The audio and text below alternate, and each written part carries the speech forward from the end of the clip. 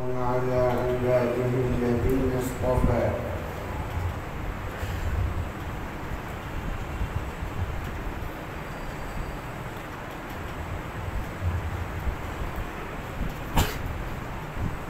قال أعوذ بالله من شرور أنفسنا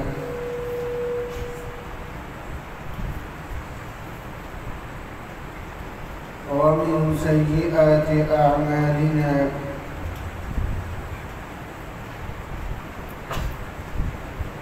ونعوذ بالله من شرور أنفسنا ومن سيئات أعمالنا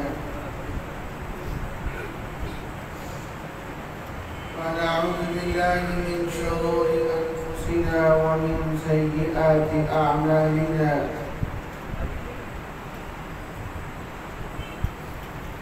أما بعد أعوذ بالله من الشيطان الرجيم بسم الله الرحمن الرحيم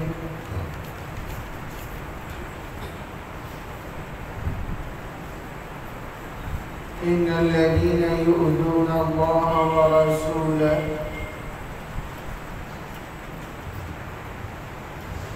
لعنهم الله في الدنيا والآخرة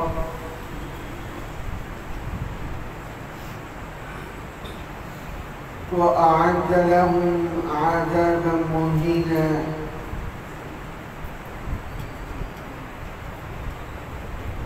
قال النبي صلى الله عليه وسلم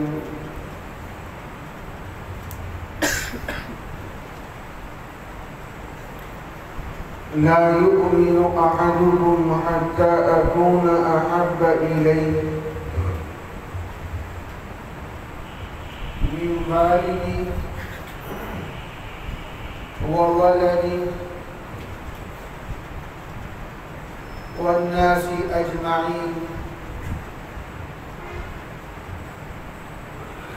أو كما قال عليه الصلاة والسلام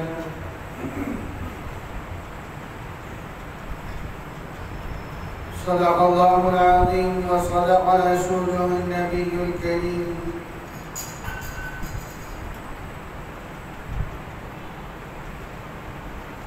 ونحن على ذلك لمن الشاهدين والشاكرين والحمد لله رب العالمين. انتہائی ادب، احترام، توجہ اور محبت کے ساتھ درود پاک پڑھیں.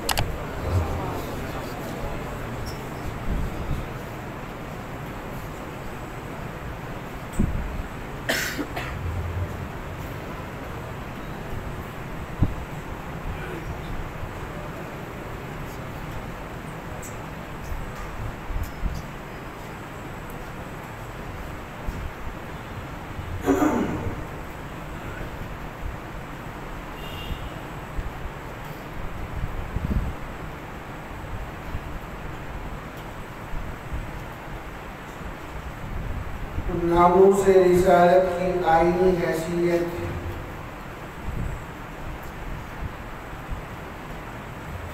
قرآن مجید، احادیث مبارکہ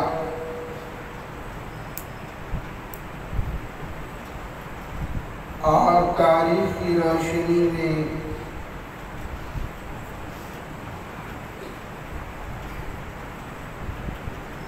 بحیثیت مسلمان حضور اقدس صلی اللہ علیہ وسلم کی ذات اقدس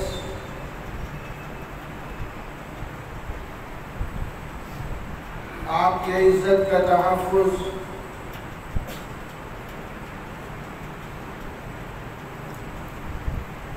اس سلسلے میں قرآن مجید، حدیث مبارکہ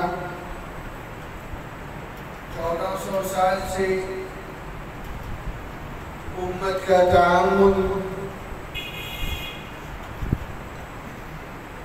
ہمارے لیے کیا رہنمائی ہے. سب سے پہلے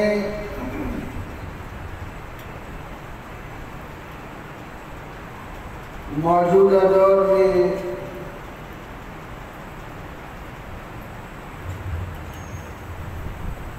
ڈنمارک کے جس صحافی نے ہمارے نبی کی شان میں گستاخانہ خاکیں بنائی تھی،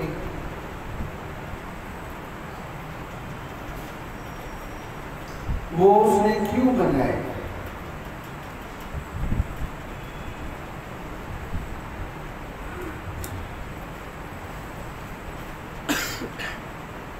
نمبر 2،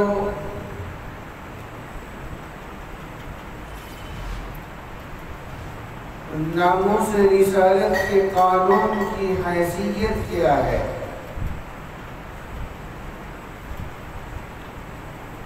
نمبر 3، قرآن مجید آپ علیہ السلام کی عظمت، آپ کی شان کے متعلق ہمیں کیا کہہ رہا ہے؟ احادیث مبارکہ سے واقعات اور پاکستان میں جو 295C کا قانون ہے، 295C کہ جو حضور علیہ السلام کی شان میں گستاخی کرے گا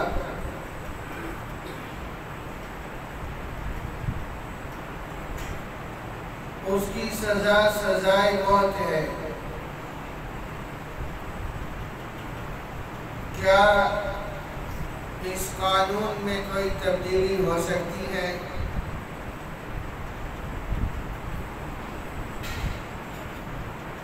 اور ہمارے نبی کے ہمارے اوپر حق کیا ہے؟ 10 حق ہیں بحیثیت امتی ہونے کی،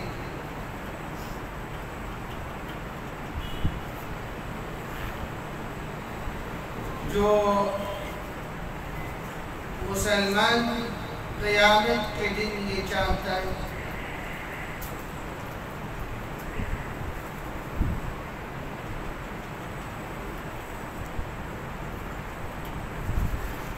کہ ہمارے نبی کی ہمیں شفاعت ملے۔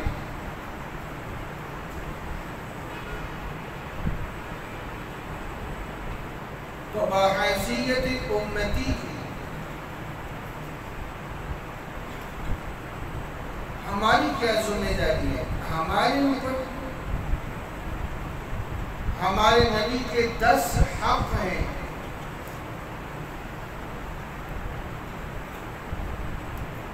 آج یہ سارا مضمون تفصیل کے ساتھ آئے گا۔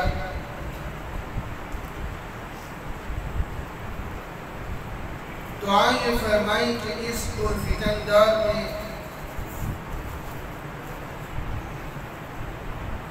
جس میں آج ہم چل رہے ہیں، جب 60 اسلامی ملک ہیں اور کوئی ایک بھی یورپ سے ڈنکے کی چوٹ پہ کہنے کے لیے تیار نہیں ہے کہ ہم ناموس رسالت پہ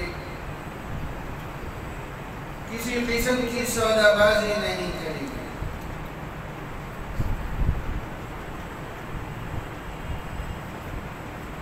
اللہ تعالیٰ ہمیں قیامت کے دن اپنے نبی کے سامنے شرمندگی سے محفوظ فرمائے۔ ہمارے نبی کا جو ہمارے اوپر حق ہے، ہم اس کا کروڑواں حصہ بھی نہیں ادا کریں۔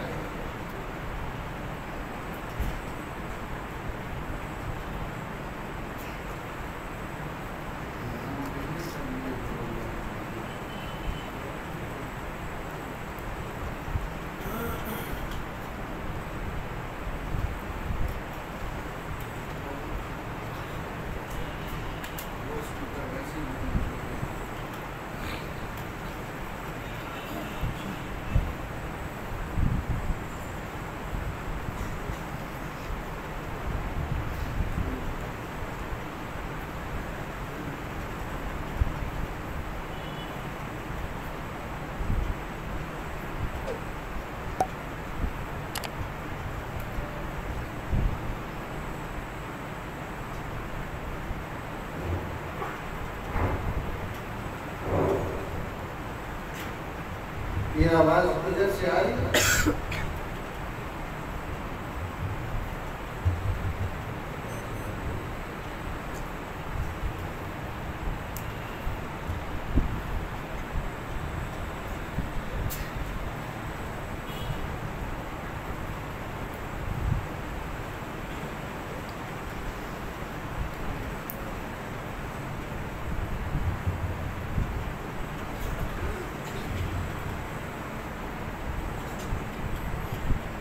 بن مالک کے جس صحافی نے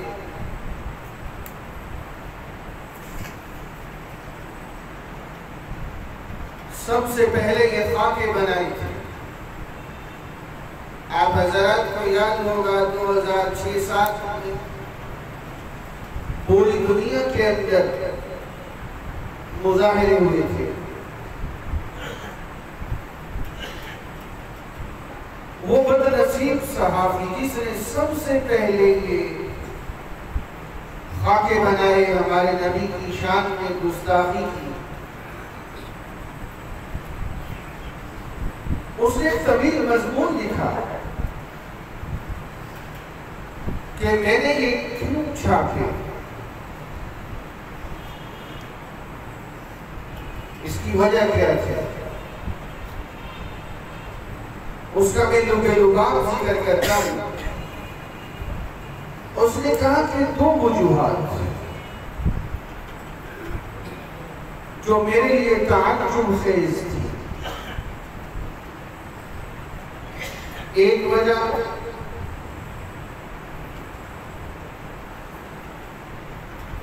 اس صحافی نے لکھا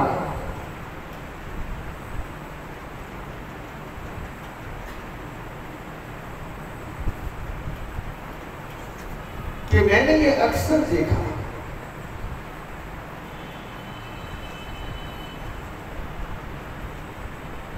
اگر کوئی شخص بائبل کے متعلق کچھ بھی کہے، ہمیں غصہ نہیں آتا تھا،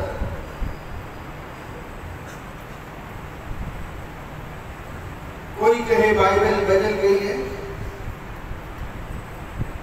کوئی کہے کہ بائبل میں لوگوں نے عجیب و غریب مضامین شامل کر دیے، ہماری طبیعت پہ کوئی فرق نہیں آتا، لیکن کسی مسلمان کے سامنے ان کے قرآن مجید سے متعلق یہ کہہ دیا جائے کہ قرآن مجید کی فلاں آیت غلط ہے، اور وہ مسلمان پڑھا لکھا نہیں ہے، افریقہ کے جنگلات کا رہنے والا ہے، پڑھا لکھا نہیں ہے، کیا خیال ہے، برداشت کرے گا؟ بولتے نہیں۔ وہ کہنے لگے یہ میرے لیے تعجب خیز بات ہے کہ 1400 سال ہو گئے یہ مسلمان قرآن مجید کے متعلق بے لچک ہے، ذرا سی بات بھی برداشت نہیں کرتا۔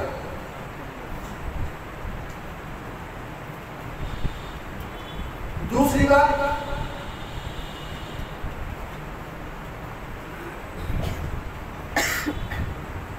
اس نے کہا کہ ہمارے نبی کے متعلق، عیسیٰ علیہ السلام سے متعلق کوئی کچھ کہتا ہے، ہماری طبیعت پہ کوئی فرق نہیں پڑتا، ہم مزے لیتے ہیں، لیکن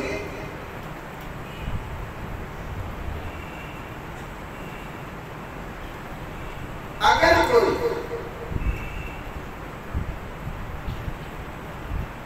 مسلمان کے سامنے ان کے نبی کی شان میں تھوڑا سا بھی نامناسب جملہ کیا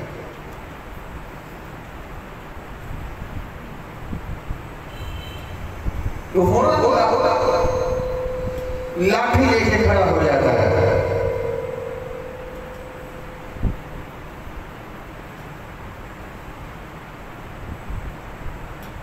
وہ فوراً تیش میں آ جاتا ہے.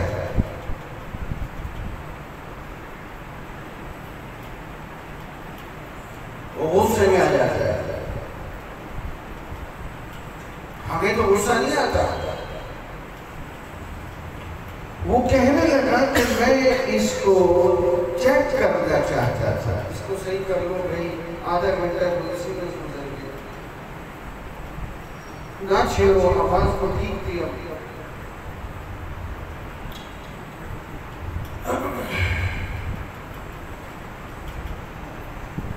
میں یہ چیک کرنا چاہتا تھا.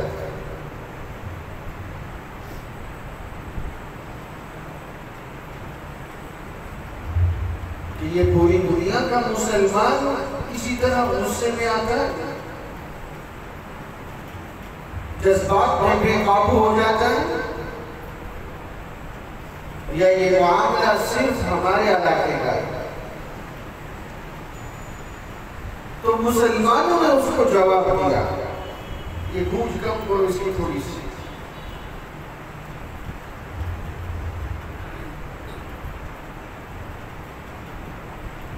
مسلمانوں نے اس کو جواب دیا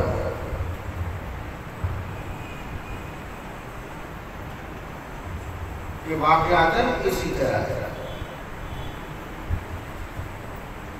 تمہارے ہاں تو بائبل اپنی اصلی شکل میں ہے ہی نہیں، تو تمہارے سامنے تم بائبل کو جو مرضی کہیں تم مزے ہی ہوگے. مٹ چکی ہے. ہمارا قرآن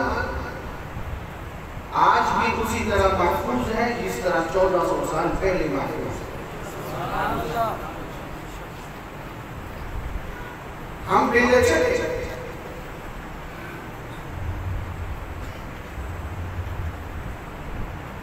ہماری جو یورپ کے ساتھ ایک بہت بڑی جنگ ہوتی ہے، وہ یہ ہوتی ہے کہ پارلیمنٹ سے ان مسلمانوں نے اپنے مذہب کی کتاب کا حوالہ ابھی تک ختم نہیں کیا. یعنی بوجھ کم کر دو اس کی تھوڑی سی ہوتی ہے. میں نے بات سمجھانی ہے، آواز کو بار بار چھیڑو مت. وہ کہتے ہیں کہ ہم نے جو پوری مجھے دیکھیے، ہم نے پوپ کے اختیارات کو کم کر دیا، اس کو ویٹیکن کے اندر محدود کر دیا ہے.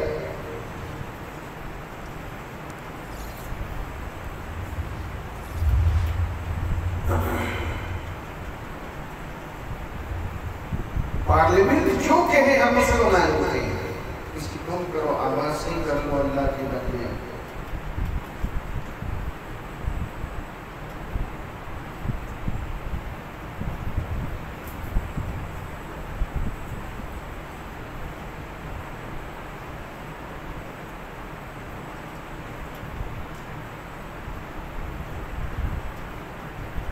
ہمارے یورپ کی پارلیمنٹ میں جو اکثریت سے قانون بن جائے ہم اس کو نافذ کرتے ہیں. وہ شراب کے حلال کرنے کا ہم اس کو حلال کر لیتے ہیں. اب یہاں ٹھیک ہے، اب اس کو نہ چھیڑنا یہاں سے. وہ ہم جنس پرستی کا قانون ہو، اکثریت ہونی چاہیے، ہم اس کو نافذ کر دیتے ہیں. ہم نے بائبل کا حوالہ پارلیمنٹ سے ہٹا دیا ہے.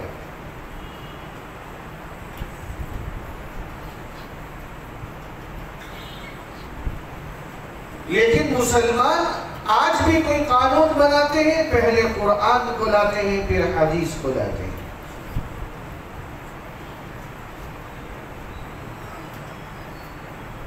اور یہ جنگ ابھی اور چلنی ہے۔ یہ جو ہمیں کہتے ہیں ناموس رسالت کے قانون کو بدلو، اس کی وجہ یہ ہے وہ نبی کو ایک عام انسان سمجھتے ہیں،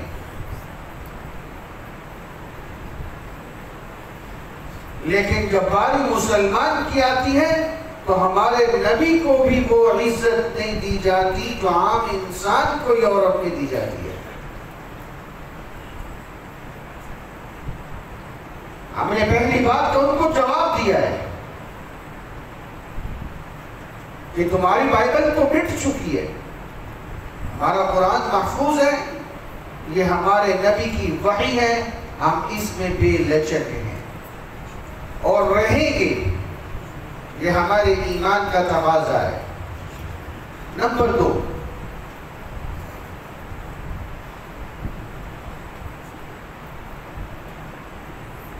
اس نے کہا کہ یہ مسلمان اپنے نبی کی شان میں بے لچک ہے۔ کوئی کسی جنگل کا رہنے والا مسلمان ہو، اس کو کچھ نہیں پتا، اتنا کہہ دو کہ تمہارے نبی سے نعوذ باللہ یہ معاملہ صحیح نہیں تھا، وہ مسلمان لڑنے مرنے پہ آ جائے گا، برداشت نہیں کرے گا۔ وہ عیسائی پادری نے لکھا جس نے سب سے پہلے خاکے بنائے، اس نے کہا ہم عیسیٰ علیہ السلام کے بارے میں جو کوئی کچھ مرضی کہتا رہے ہم اس کو برداشت کرتے ہیں، ہماری طبیعت پہ کوئی فرق نہیں پڑتا۔ یہ 2003-4 کی بات ہے، برطانیہ میں ایک فلم چلی عیسیٰ علیہ السلام کے نام سے، اور اس فلم میں نعوذ باللہ عیسیٰ علیہ السلام کو فلمایا گیا، پوسٹر لگے برطانیہ شہر میں، ان کو ایک لڑکی کے ساتھ دکھایا گیا۔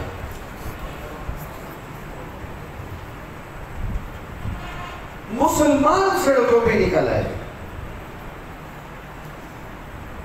کہ اگر تمہیں حیا شرم نہیں آتی تو ہمارے ایمان کا تقاضا ہے، یہ ہمارے بھی نبی ہیں، ہم ان کی شان میں توہین برداشت نہیں کر سکتے۔ جب مسلمان نکلے پھر کچھ پادریوں کو شرم آئی، پھر وہ بھی آئی باہر، ماننے والے ہم ہیں اور عیسیٰ علیہ السلام کی عزت کا دفاع مسلمان کر رہے ہیں۔ اس فلم پہ بین لگ گیا۔ بعد میں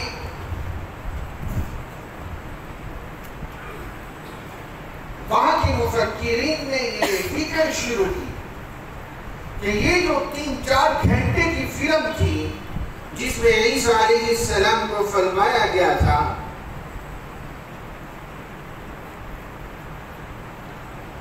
یہ مواد کہاں سے لیا انہوں نے، فلم بنانے والوں نے؟ یہ عیسائی اس پہ فکر مند ہو گئے، وہ باقاعدہ فلم بنانے والوں سے جا کر ملے کہ آپ نے جو یہ فلم بنائی ہے یہ آپ نے مواد کہاں سے لیا؟ ان فلم بنانے والوں نے اعتراف کیا کہ بائبل میں تو عیسیٰ علیہ السلام کے بارے میں کچھ بھی نہیں ہے، ہم نے جو یہ فلم بنائی ہے اور یہ 2.5-3 گھنٹے عیسیٰ علیہ السلام کی ذات کو فلمایا ہے، ہم نے یہ مواد قرآن و حدیث سے لیا ہے۔ اللہ کی شان دیکھیں، عیسیٰ علیہ السلام کی زندگی کو اگر محفوظ کیا ہے ہمارے نبی نے کیا ہے، اور ظلم دیکھو، آج وہی عیسائی ہمارے نبی کے خلاف بکواس کر رہے ہیں، ہمارے نبی کے عزت کے قانون کے خلاف بھونکتے ہیں، ہمارا جو کمزور حکمران آتا ہے اس پہ پریشر ڈالتے ہیں، اس قانون کو ختم کرو۔ میں آج اس قانون کی وضاحت دینے جا رہا ہوں کہ ہمارے نبی کی شان قرآن نے کیا بتائی ہے، ہمارے نبی کی شان احادیث نے کیا بتائی ہے۔ یہ قانون کب بنا، کتنی اس پہ ایف آئی آر ہوئی، کتنے پہ عمل درآمد ہوا، یہ موضوع ابھی آگے آ رہا ہے۔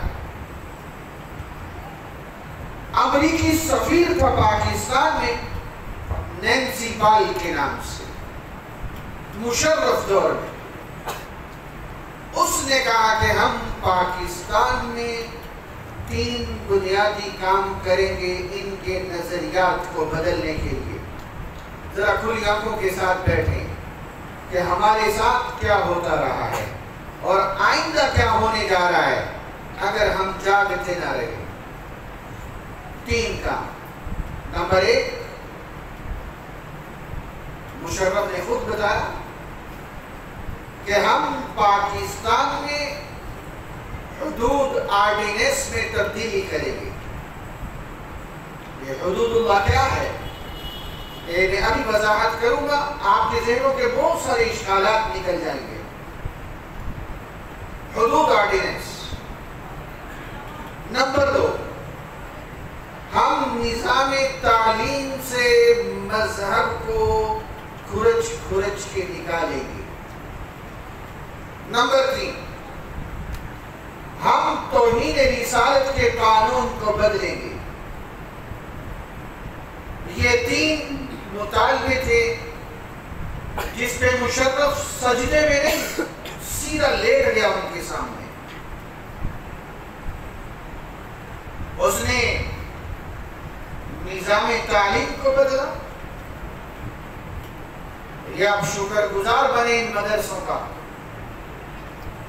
جنہوں نے آج بھی میرے نبی کے دین کے ایک ایک زیر زبر کی حفاظت کی ہوئی ہے۔ اللہ کی قسم، یہ جو مدارس یہ ہمارے محسن ہیں۔ نمبر 2، حدود آرڈیننس، اس میں تبدیلی لائی گئی۔ کیا حدود اللہ میں تبدیلی لائی جا سکتی ہے؟ ہمیں تفصیل آ رہا ہوں۔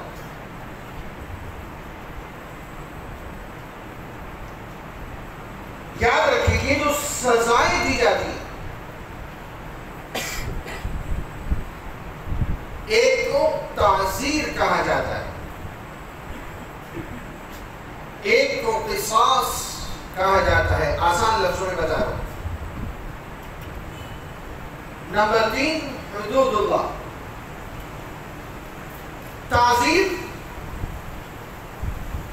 جس میں سزا متعین نہیں ہے،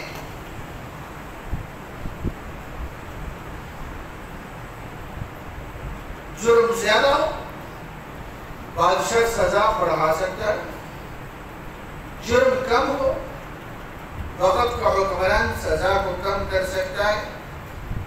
اس کے لیے لفظ استعمال ہوتا ہے تعزیر۔ نمبر 2، بھائی یہ ساتھی تھوڑا اپنی اپنی جگہ سے حرکت فرمائیں میری طرف۔ سب ساتھی اللہ بہترین جزا دے، ہمت کیجیے، سب ساتھی ہمت کیجیے، اپنی اپنی جگہ سے تھوڑی حرکت فرمائیں، آگے آ جائیں۔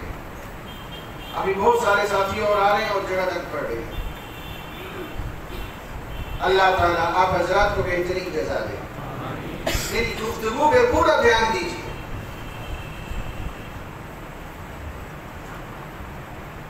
تعزیر۔ نمبر 2، قصاص۔ قصاص جرم کی سزا متعین ہے، لیکن اس میں معافی تلافی کی گنجائش موجود ہے۔ جس طرح قتل قتل ہو گیا تو مقتول کے ورثاء چاہے قاتل کو معاف کر سکتے ہیں، سزا اس کو بھی لٹکایا جائے گا، قتل کیا جائے گا، لیکن ورثاء کی ثوابدید پہ منحصر ہے۔ نمبر 3 حدود اللہ۔ میرے عزیز نہایت دھیان سے سنیں، ہم جس ماحول سے گزر رہے کہ غلامی والے ذہن کے جو ہمارے حکمران آتے ہیں وہ مجبور ہو کے ناموس رسالت کے قانون کو بدلنے کی کوشش کرتے ہیں، یہ اچھی طرح یہاں سمجھیں۔ نمبر 3 قصاص حدود اللہ۔ نمبر 1 تعزیر، نمبر 2 قصاص، نمبر 3 حدود اللہ۔ حدود اللہ میں 6 جرم ہیں۔ جب جرم ثابت ہو جائے تو وقت کا قاضی اور حکمران نہ تو سزا کو ہلکا کر سکتا ہے نہ سزا کو معاف کر سکتا ہے۔ خوب سمجھیں، جس کا تعلق حدود اللہ سے ہو۔ اور وہ 6 جرم کون کون سے؟ نمبر 1 توہین رسالت، نبی کی شان پہ حرف آئے تو یہ براہ راست میرے رب کی شان پہ حرف آتا ہے۔ رب کا تعارف تو ہمیں نبی کروا رہے ہیں، اس کے دین سے آگاہی تو ہمیں نبی دے رہے ہیں۔ نمبر 1 توہین رسالت، نمبر 2 زنا، نمبر 3 تہمت زنا، نمبر 4 چوری، نمبر 5 ڈاکہ، نمبر 6 شراب۔ یہ 6 جرم ہیں: توہین رسالت، زنا، تہمت زنا، چوری، ڈاکہ اور شراب۔ یہ جرم جب ثابت ہو جائے تو وقت کا قاضی اور حکمران نہ تو سزا کو ہلکا کر سکتا ہے نہ سزا کو معاف کر سکتا ہے۔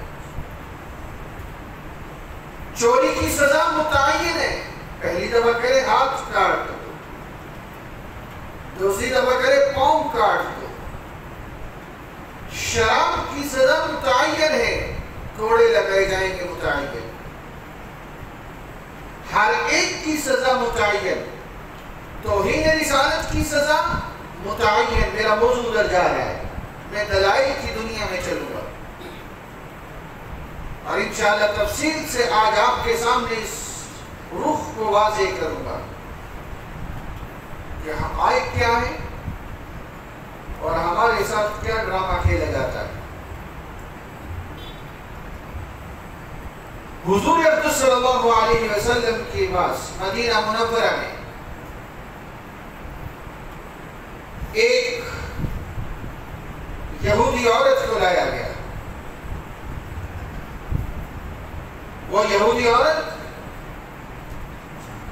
چوری اس کی ثابت ہو گئی، یہودی سردار کی بیٹی ہے، یہودی سردار کی بیٹی۔ صحابہ کرام کو پتہ چلا، رضوان اللہ علیہم اجمعین۔ صحابہ کرام آئے آپ علیہ السلام کی خدمت میں، کہنے لگے یا رسول اللہ صلی اللہ علیہ وسلم، بہت بڑے یہودی سردار کی بیٹی ہے،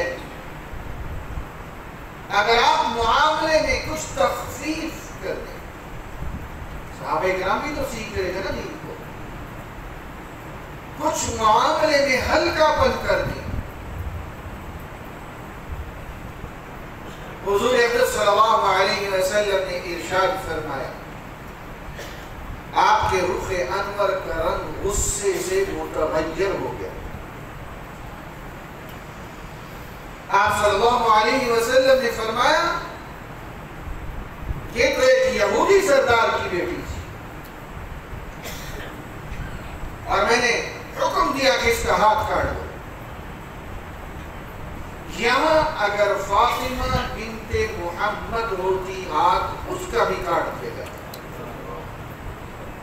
یہ حدود اللہ ہے. جب جرم ثابت ہو گیا تو وقت کے قاضی اور حکمران اس کو کوئی اجازت نہیں ہے نرمی کرے. 80 کوڑے لگنے ہیں تو 40 لگوا دے. ہاتھ کاٹنا ہے تو 2 انگلیاں کٹوا دے. نہیں نہیں نہیں. جب جرم ثابت ہو گیا حدود اللہ میں یہ یاد رکھیں وقت کا قاضی اور حکمران نہ تو سزا کو ہلکا کر سکتا نہ سزا کو معاف کر سکتا ہے. اور یہ آخر میں جب میں پاکستان میں اس قانون کے بدلتے ہوئے جو صورتحال آئی تھی وہاں میں پھر آپ کو یہ بات یاد کرواؤں گا آج انشاءاللہ کہ پاکستان کے قانون کے بنتے وقت یہ بنیادی سوم اس میں ڈالا گیا. ضیاء الحق کے زمانے میں کہ یا تو سزائے موت ہوگی توہین رسالت والے کے لیے یا پھر عمر قید ہوگی. علماء نے شور ڈالا اس وقت تمہیں حق بھی نہیں ہے اس میں سزا میں ہلکا پن کرنے کا عمر قید لانے کا. تمہیں کس نے حق دیا ہے؟ پاکستان میں قرآن و سنت کی بالادستی ہے. قرآن و سنت کے خلاف کوئی قانون بن نہیں سکتا.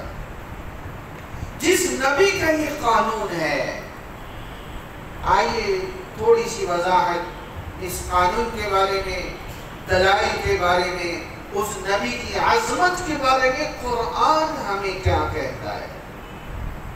قرآن مجید کی آیت ہے اللہ رب العزت نے فرمایا اِنَّا أَرْسَلْنَاكَ شَاهِدًا وَمُبَشِّرًا وَنَذِيرًا لِتُؤْمِنُوا بِاللَّهِ وَرَسُولِهِ وَتُعَزِّرُوا وَتُوَقِّرُوا وَتُعَزِّرُوا. اللہ تعالیٰ نے وَتُعَزِّمُوا نہیں کہا عظمت کرو. تُعَزِّرُوا کہا. یہ عظمت جس ہستی کی عظمت کا آپ نے قائل ہونا ہے یہ اس سے اگلا سٹیپ ہے کہ اپنے نبی کی عظمت میں جس حد تک مبالغے کی حد تک جا سکتے ہو تو جاؤ. اتنا فرق ملحوظ رہے کہ ایک خالق ہے ایک مخلوق ہے. بعدس خدا بزرگ توئی قصہ مختصر تعزیرو. اور اللہ تعالیٰ نے اپنے نبی کی شان اور عظمت ہمیں خود سمجھائی. آپ پورے قرآن مجید کو دیکھیں قومِ سوالات انبیاء اللہ تعالیٰ نام لے کے پکارتے ہیں. یا نوح اہبط یا آدم اسکن. نبی کا نام لیا جا رہا ہے. یا موسیٰ انی اصطفیتک. یا داؤد انا جعلناک فی الارض خلیفہ. یا زکریا انا نبشرک بغلام حلیم. یا عیسیٰ یا موسیٰ یا داؤد یا زکریا کیا یحییٰ جہاں جہاں بلایا نام لے کے بلایا، لیکن جب باری ہمارے نبی کی آئی کہنا سبحان اللہ، اللہ تعالیٰ نے کہیں نام نہیں لیا۔ میں اور آپ نام نہ لیں بات سمجھ آتی ہے۔ میرا رب جو خالق ہے وہ اپنی اداؤں سے ہمیں سمجھا رہے ہیں، اتنی اونچی ہستی ہے۔ کیا ہوا؟ یا ایھا المدثر یا ایھا المزمل طٰہٰ یاسین، اور حکم دیا۔ خیال کرنا اس طرح جس طرح تم آپس میں ایک دوسرے کو بلاتے ہو، لا تجعلوا دعاء الرسول بینکم کدعاء بعضکم بعضا، جس طرح تم ایک دوسرے کو پکارتے ہو ایسے مت پکارنا جس طرح عیسائی پکارتے تھے۔ اذ قال الحواریون یا عیسی ابن مریم، نام لے کے پکار رہے ہیں، یا موسیٰ اجعل لنا الہا کما لہم آلہہ، نام لے کے پکار رہے ہیں۔ ہمیں اللہ تعالیٰ کا باقاعدہ آرڈر موصول ہو رہا ہے۔ خیال کرنا بڑی عظمت والی ہستی ہے، میں نے تمہیں دی ہے، تعظیم تمہارے اوپر فرض کی ہے۔ تعظیم نہیں تو عزرو، عظمت سے اگلا سٹیپ ہے۔ آپس میں جیسے گفتگو کرتے ہو ایسے میرے نبی کو مت پکارنا، ادب کا صیغہ لے کے آنا، نام لے کے مت پکارنا۔ اور حضرت عروہ بن مسعود رضی اللہ تعالیٰ ابھی مسلمان نہیں ہوئے تھے، کہ وہ صحابی ہیں ابھی مسلمان نہیں ہوئے تھے، تو صلح حدیبیہ کے موقع پہ یہ مشرکین مکہ کی طرف سے آئے، انہوں نے بھیجا ذرا دیکھتے تھے اور مسلمان کیا کر رہے ہیں۔ ادھر آپ علیہ السلام عمرے کے شوق میں تشریف لائے۔ عروہ بن مسعود ان کی شکل حضرت عیسیٰ علیہ السلام سے بہت ملتی تھی۔ انہوں نے جو واپس جا کے پیغام دیا، اب سنیں پہلا پیغام۔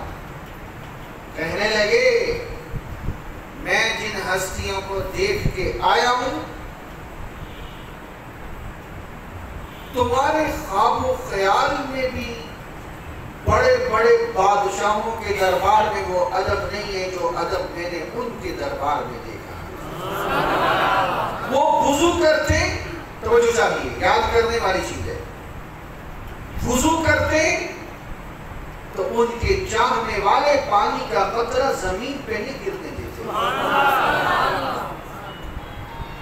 ہاتھوں ہاتھ لیتے اور اس کو پیتے۔ ہاں یہاں کسی فقہی کا مسئلہ آئے گا کہ مائع مستعمل تو مکروہ ہے، استعمال شدہ پانی وضو کا مکروہ ہے، مکروہ تیرا اور میرا ہوگا۔ یہ میرے نبی کا استعمال شدہ پانی ہے، یہ میرا اور تیرا ایمان ہے، یہ جنت کے پانی سے بھی افضل ہے۔ سنیں عظمت سنیں۔ حضرت عروہ بن مسعود رضی اللہ تعالیٰ عنہ فرماتے ہیں ان سے ٹکر نہ لینا، میرے نبی کا لعاب دہن وضو کے لیے کلی فرماتے تو محسوس ہوتا کہ قریب آپس میں لڑ پڑے گی، اس طرح ایک ایک قطرے پہ اپنی جان قربان کر رہے تھے۔ اور موئے مبارک آپ صلی اللہ علیہ وسلم کے ایک ایک بال مبارک کی یوں حفاظت فرما رہے تھے کہ اپنی جان سے بھی زیادہ۔ حضرت خالد بن ولید رضی اللہ تعالیٰ عنہ نے آپ علیہ السلام کے منہ مبارک اپنے ٹوپی کے اندر سلوائے ہوئے تھے، اور پھر جہاں جاتے تھے اللہ تعالیٰ اس کی برکت سے فتح عطا فرماتے تھے۔ میرے عزیز، یہ میرا وعدہ ہے، میں تاریخ کا یہ حصہ یہاں تفصیل سے انشاءاللہ لاؤں گا۔ آپ علیہ السلام، خلفائے راشدین اور اسلام کے چیدہ واقعات، تاریخ کے، وہ تحریک ریشمی رومال کا ہو یا تحریک آزادی پاکستان کا ہو، یہ ایک داستان ہے اسلام کی جو آج ہم تک پہنچی ہے، یہ تفصیل سے آنا ہے یہاں انشاءاللہ۔ اور حضرت اسامہ رضی اللہ تعالیٰ عنہ فرماتے ہیں کہ حضور اقدس صلی اللہ علیہ وسلم جب کوئی بات ارشاد فرماتے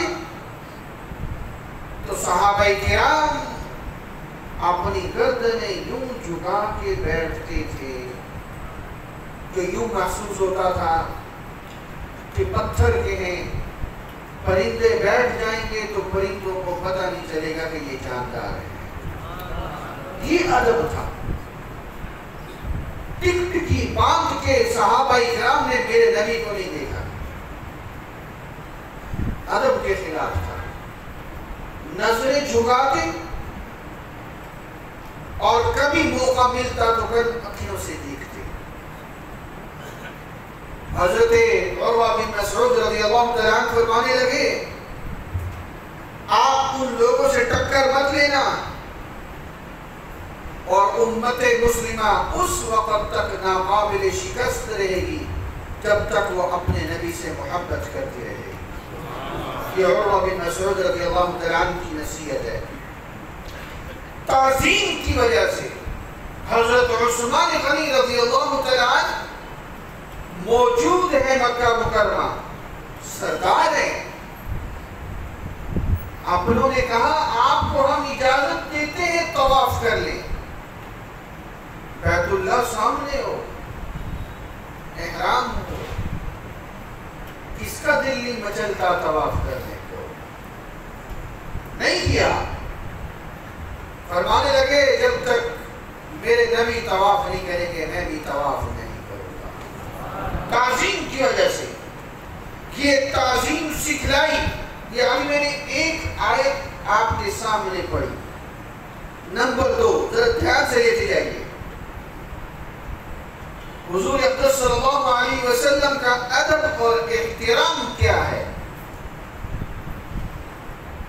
یا ایھا الذین آمنوا لا تقدموا بین یدی اللہ ورسولہ، اپنے آپ کو مقدم مت کرو۔ قربانی کا موقع ہے، عید کا دن ہے، 5 صحابہ کرام نے قربانی پہلے کری، آپ علیہ السلام کے پاس پہنچے، آپ نے ابھی قربانی نہیں کی تھی، حکم دیا قربانی دوبارہ کرو۔ اللہ تعالیٰ کا حکم آ گیا۔ یہاں بڑے بڑے اکابر علماء بیٹھے مجلس میں، کیا خیال ہے ان صحابہ کرام نے کسی عیب والے جانور کی قربانی کی تھی؟ کیا عمر جانور کی قربانی کی تھی؟ نہیں۔ میرے رب کو یہ ادا پسند نہ آئی کہ وہ میرے نبی سے مستغنی ہو کے قربانی کرے، دوبارہ قربانی کرو۔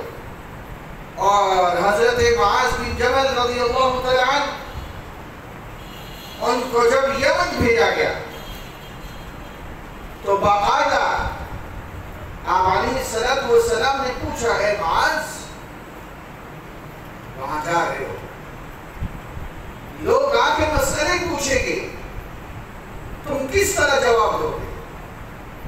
انہوں نے فرمایا سب سے پہلے قرآن مجید، پھر اگر وہاں مسئلہ نہ پاؤ فرمانے لگے پھر آپ صلی اللہ علیہ وسلم کی سنت میں دیکھو گا، پھر فرمایا اگر وہاں نہ پاؤ تو فرمانے لگے پھر میں رائے میں دیکھوں گا، اجتہد برأیی۔ کیا محدثین اکرام نے لکھا ہے کہ انہوں نے عین اس نبی کی تعظیم میں جو آیت اتری تھی لا تقدموا بین یدی اللہ ورسولہ، حضرت معاذ رضی اللہ تعالیٰ عنہ نے اس پہ عمل کیا اور اللہ اور اس کے احکامات کو مقدم رکھا اور رائے کو مؤخر رکھا۔ یہ میرے نبی کی تعظیم کا ایک حق تھا۔ اور تیسری کیا بات بتائی؟ لا ترفعوا اصواتکم فوق صوت النبی۔ یہ میرا رب ہمیں اپنے نبی کی تعظیم سکھا رہا ہے، اپنی آواز کو اونچا مت کرنا۔ سیدنا صدیق اکبر رضی اللہ تعالیٰ عنہ فرماتے ہیں میں نے اس دن قسم کھا کے کہا یا رسول اللہ صلی اللہ علیہ وسلم آج کے بعد میں اپنی آواز کو ہمیشہ اس طرح رکھوں گا جس طرح سرگوشی کی جاتی ہے، آہستہ سے بولا جاتا ہے۔ ان تحبط اعمالکم، تمہارے اعمال ختم ہو جائیں گے۔ یہاں علماء بیٹھے ہیں، ذرا میری بات کو سمجھیں۔ اہل سنت والجماعت کا عقیدہ ہے اعمال حبط کب ہوتے ہیں، نیک اعمال ختم کب ہوتے ہیں؟ اس کی بنیادی شرط ہے جب انسان مرتد ہوتا ہے، ورنہ انسان کے اعمال ختم نہیں ہوتے۔ یہ ایک کچی روایت مشہور ہو گئی کہ جو مسجد میں باتیں کرے تو اس کی نیکیاں یوں جلتی ہیں جس طرح لکڑیاں جلتی ہیں۔ یہ نہیں ہے، یہ موضوع آگے آ رہا ہے حجیت حدیث میں، اور میں آپ کے سامنے بہت ساری احادیث مبارکہ سے متعلق وضاحت دوں گا کہ بعض کچی باتیں ہماری زندگی میں حدیث کے نام پر آ چکی ہیں جو حدیث نہیں ہے۔ یہ موضوع آگے آ رہا ہے آئندہ دنوں میں۔ تو ان تحبط اعمالکم، اللہ تعالیٰ فرماتے ہیں آواز اونچی کرو گے کہیں تمہاری نیکیاں ختم نہ ہو جائیں۔ کیا مطلب؟ تمہارا ایمان چھن جائے گا۔ اور یہ حکم حافظ ابن کثیر رحمت اللہ تعالی علیہ اس آیت کی ذیل میں لکھتے ہیں، ان کے الفاظ کیا ہیں؟ یکرہ رفع الصوت عند قبرہ صلی اللہ علیہ وسلم کما کان یکرہ فی حیاتہ علیہ السلام لأنہ محترم حیا فی قبرہ صلی اللہ علیہ وسلم۔ انہوں نے لکھا ہے یہ حکم آج بھی چونکہ تم ہے، جس طرح نبی علیہ السلام دنیا میں موجود تھے تو آواز اونچی کرنا منع تھا، یہ حکم آج بھی موجود ہے۔ جس نے اپنی آواز کو اونچا کیا اس کے اعمال وہاں ضائع ہو جائیں گے۔ روزہ اطہر پہ جاؤ، آواز کو پست رکھو، وہاں روزہ اطہر کے اوپر یہ آیت لکھی ہوئی ہے لا ترفعوا اصواتکم فوق صوت النبی، اپنی آواز کو اونچا مت کرنا۔ کیوں؟ اس لیے کہ آپ علیہ السلام یہاں بھی موجود ہیں، آواز اونچی کرو گے نیکیاں ضائع ہو جائے گی۔ حضرت عمر بن خطاب رضی اللہ تعالیٰ عنہ، حضرت عمر فاروق رضی اللہ تعالیٰ عنہ امیر المومنین ہیں، بیٹھے ہوئے ایک بدو آیا دیہاتی، اونچی اونچی آواز میں باتیں کرنے لگ گیا۔ آپ حضرت عمر فاروق رضی اللہ تعالیٰ عنہ دور بیٹھے تھے، قالین تو ہوتے نہیں تھے، نیچے کنکر ہوتے تھے۔ انہوں نے ایک کنکر اٹھایا اور یوں کر کے اس کی طرف کنکر پھینکا، آواز اونچی نہیں کی، وہ کنکر گرا۔ اس دیہاتی بدو نے یوں کر کے دیکھا، حضرت عمر فاروق رضی اللہ تعالیٰ عنہ نے ہاتھ کے اشارے سے بلایا، آواز اونچی کی ہاتھ کے اشارے سے، اور حضرت عمر فاروق رضی اللہ تعالیٰ عنہ فرمانے لگے کیا تمہیں خبر نہیں قرآن کے حکم کی لا ترفعوا اصواتکم، اس جگہ پر آواز اونچی مت کرو۔ آپ علیہ السلام کی قبر مبارک کی طرف اشارہ کر کے فرمایا، اور حضرت عمر فاروق رضی اللہ تعالیٰ عنہ فرمانے لگے اگر تم یہاں کے مستقل باشندے ہوتے میں تمہیں کوڑے لگواتا. تمہیں ادب احترام نہیں پتا اپنے نبی کی ذات کا. ہاں ومن دیکھو ومن یرتد منکم عن دینی فیمت وہو کافر فاولئک حبطت اعمالهم. اعمال کس کے ختم ہوں گے؟ ومن یرتد منکم عن دینی فیمت وہو کافر فاولئک حبطت. اعمال اس کے ختم ہوں گے جو مرتد ہو جائے گا. نمبر 1 وَلَوْ أَشْرَكُوا لَحَبِطَ عَنْهُمْ. جو شرک کر کے ایمان سے ہاتھ دھو بیٹھے گا اس کے اعمال ضائع ہو جائیں گے. پتہ چلا اعمال کب ضائع ہوتے ہیں؟ جب انسان ایمان سے ہاتھ دھو بیٹھتا ہے. اور میرے نبی کی مجلس میں آواز کو اونچا کرنا نہایت بے ادبی ہے. یہاں میں ان ساتھیوں سے گزارش کرتا چلوں جو جاتے ہیں ہر جمعے پہ روضہ رسول کے پاس جا کے آواز اونچی مت کیا کرے. نہایت پست آواز پہ سلام پیش کرے. یہ اب آج کا میرا موضوع نہیں. میں نے سر راہ اس پہ ادب کا ذکر کیا. قرآن کی ایک اور آیت لا تقولوا راعنا یا ایھا الذین آمنوا لا تقولوا راعنا وقولوا انظرنا. اے ایمان والو راعنا مت کہو. یہ کیا ہے؟ ذرا دھیان سے سمجھے. اس میں 2-3 اہم نکات ہیں. یہودی کیا کرتے تھے؟ آپ علیہ السلام کی مجلس میں آتے صحابہ کرام کے لفظوں کی نقل اتارتے لیکن ساتھ میں اپنا خود شامل کرتے.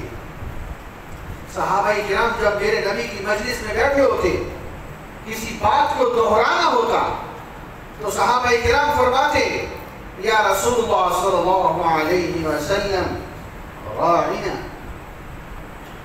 رعایت کیجئے, دوبارہ دہرا دیجئے, بات اور مضبوط ہو جائے. یہودی کیا کرتے تھے؟ وہ الفاظ کو چباتے اور وہ کیا کرتے؟ راعینا راعینا لفظ کھینچتے. کیا مطلب؟ چرواہا. وہ لفظ بھی ادا کرتے, اندر کا خبث بدماشی بھی نکالتے. میرے رب نے اپنے نبی کی عزت ہمیں سمجھاتے ہوئے بتایا جائز لفظ چھوڑ دو. آج کے بعد تم نے راعینا بھی نہیں کہنا کہ تم تو صحیح ادا کرتے ہو لیکن بعض اپنی خباثت کی وجہ سے اس میں میرے محبوب کی شان میں بے ادبی کرتے ہیں. اس لیے میں اس جائز لفظ پر بھی پابندی لگا رہا ہوں. جائز لفظ پہ پابندی ہے. اور یہاں ایک اور مسئلہ سمجھیں. حکم کس کو ہے؟ یا ایھا الذین آمنوا, ایمان والوں کو, لا تقولوا راعنا, راعنا مت کہنا. حکم ایمان والوں کو ہے. کیا خیال ہے؟ ایمان والے بے ادبی کی نیت سے کہتے تھے؟ نہیں. تو پتہ چلا مفسرین اکرام نے لکھا ہے کہ یہ الفاظ جس میں میرے نبی کی شان میں توہین ہوتی ہو, نیت ہو یا نہ ہو, توہین لکھی جائے گی. نیت ہو نہ ہو, جب وہ لفظ جس سے منع کر دیا گیا تم بولو گے تو یاد رکھو پھر توہین ہوگی, اور جب توہین ہو جائے پھر اس کی توبہ قبول نہیں ہوتی. یہ موضوع آگے آ رہا ہے. وَقُولُوا انظُرْنَا وَاسْمَعُوا. اللہ تعالیٰ فرماتے ہیں پھر تم کیا کہو؟ صحابہ کرام نے پوچھا پھر ہم کیا کہیں کہ ہمارے نبی کی شان میں بے ادبی نہ ہو؟ انظرنا, تم انظرنا کہا کرو. ہاں ساتھ میں ایک اور حکم بھی آ گیا ہے, میرے رب کی شان دیکھو. وَاسْمَعُوا. اللہ تعالیٰ فرماتے ہیں تم پہلے دھیان سے سنا کرو نا, تمہیں کہنے ہی نہ پڑے. تم پہلے دھیان سے سنا کرو, کہنے ہی نہ پڑے. بے توجہ سے بیٹھتے ہو, یہ بھی بے ادبی ہے. میرے نبی کی مجلس میں بے توجہی سے مت بیٹھو، اس سے بھی منع کیا گیا۔ اور اس سے آگے اس آیت کی ذیل میں امام المفسرین ابن عباس رضی اللہ تعالیٰ عنہ فرماتے ہیں آج کے بعد صحابہ کرام نے طے کر دیا کہ کوئی کسی طرح بھی ہمارے نبی کی شان میں توہین کرے گا ہم اس کی گردن اڑا دیں گے۔ یہ اس آیت کے ذیل میں یہ صحابہ کرام کا اجماع نکل لیا گیا کہ جو ہمارے نبی کی شان میں توہین کرے گا اللہ تبارک و تعالی صحابہ کرام اس کی گردن اڑا دیں گے اور اس کا خون معاف ہوگا۔ اور ان الذین یؤذون اللہ ورسولہ لعنهم اللہ فی الدنیا والآخرہ وأعد لهم عذابا مہینا، جو میرے نبی کو اذیت دے گا، یؤذون اللہ ورسولہ لعنهم اللہ فی الدنیا والآخرہ، دنیا میں بھی اس پہ لعنت ہے، آخرت میں بھی اس کے اوپر لعنت ہے۔ یہاں مفسرین اکرام نے ایک عجیب بات لکھی ہے والذین یؤذون المؤمنین والمؤمنات بغیر ما اکتسبوا، توجہ سے سنیے گا فتوہ نہ لگ جائے۔ مفسرین نے لکھا ہے اس کی ذیل میں یہ بات بھی سمجھ آئی جس نے ایمان والوں کو اذیت دی اس نے میرے نبی کو اذیت دی۔ اور اسی آیت کے ذیل میں مفسرین نے لکھا ہے خود حضور صلی اللہ علیہ وسلم فرماتے ہیں اللہ فی اصحابی لا تتخذوهم من بعدی غرضا فمن احبهم فبحبی احبهم ومن آذاهم فقد آذانی، جس نے میرے صحابہ کو اذیت دی اس نے مجھے اذیت دی۔ دو باتیں ہو گئی، ایمان والے صحابہ کرام، نمبر 3 اہل بیت النظام۔ تو حدیث مبارکہ سنیے، آپ صلی اللہ علیہ وسلم نے فرمایا احبونی بحب اللہ، تم مجھ سے محبت کرو اللہ کی محبت کی وجہ سے، وحبوا اہل بیتی بحبی، میری محبت کی وجہ سے اہل بیت سے تم محبت کرو۔ تو اہل بیت سے محبت توجہ سے سمجھیے گا، اگر میں سمجھا نہیں سکا تو معافی چاہتا ہوں۔ اہل بیت سے محبت، صحابہ کرام سے محبت، ایمان والوں سے محبت ایمان کا حصہ ہے، اور جس نے ایمان والوں کو اذیت دی، صحابہ کرام کو اذیت دی، اہل بیت کو اذیت دی، اس نے میرے نبی کو اذیت دی ہے۔ اور قرآن مجید میں میرے نبی کا دفاع میرا رب خود کرتا ہے، کہو سبحان اللہ۔ وہ ایک مشرک تھا ولید بن مغیرہ، اس نے میرے نبی کی شان میں توہین کی، انک لمجنون کہا۔ یہاں بھی ایک نقطہ بتانا چاہتا ہوں میں آپ کو، میرا رب خود دفاع میں آیا، انک لمجنون۔ میرا رب 3 قسمیں کھاتا ہے، نون والقلم وما یسطرون، وقت ہوتا میں ان 3 قسموں کی تھوڑی سی تشریح کرتا۔ میرے رب کی شان میں توہین ہوئی، فرعون نے کہا انا ربکم الاعلی، حکم ہوا اے موسیٰ اذهب الى فرعون انه طغى، جائیے جا کے سمجھائیے فرعون سرکشی کرتا ہے، میری شان میں گستاخی کرتا ہے۔ سمجھانا کس طرح ہے؟ میرے عزیز نبی کی شان سمجھو، قولا لینا، نرمی سے سمجھانا، سختی مت کرنا، لیکن جب باری ہمارے نبی کی ہے، سبحان اللہ، میرا رب خود دفاع میں آیا۔ 3 قسم، نون والقلم وما يسطرون ما انت بنعمت ربك بمجنون، 3 قسمیں کھا کے فرمایا کہ آپ علیہ السلام مجنون نہیں ہو سکتے۔ یہاں ایک سوال ہے، اللہ تعالیٰ یوں بھی تو فرما سکتے تھے نا کہ ایک شخص نے ہمارے نبی کی شان میں گستاخی کی ہے، اس کے لفظ قرآن میں کیوں ذکر کیے؟ سوال تو بنتا ہے۔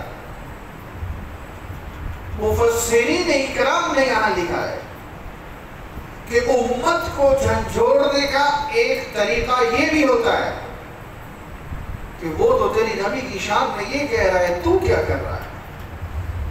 ہمیں بعض ساتھی اعتراض دیتے ہیں کہ عالمی مجلس ختم نبوت کے لٹریچر میں قادیانی عبارات ہوتی ہیں جس میں ہمارے نبی کی شان میں گستاخی ہوتی ہے، وہ نہ لکھا کرو۔ یہ دیکھو، یہ یہاں سے دلیل ہے۔ میرا رب خود کہتا ہے ما انت بنعمت ربک بمجنون، آپ مجنون نہیں ہیں، انک لعلی خلق عظیم، ہم نے آپ کو وہ اخلاق دیے جو اور کسی نبی کو بھی نہیں دیے۔ اخلاق کی 3 قسمیں، اخلاق حسن، اخلاق کریم، اخلاق عظیم۔ اخلاق کی پہلی 3 قسمیں، پہلی دونوں میرا رب بانٹتا رہا۔ سوالات انبیاء میں جو سب سے اونچے اخلاق تھے میرا رب بچاتا رہا۔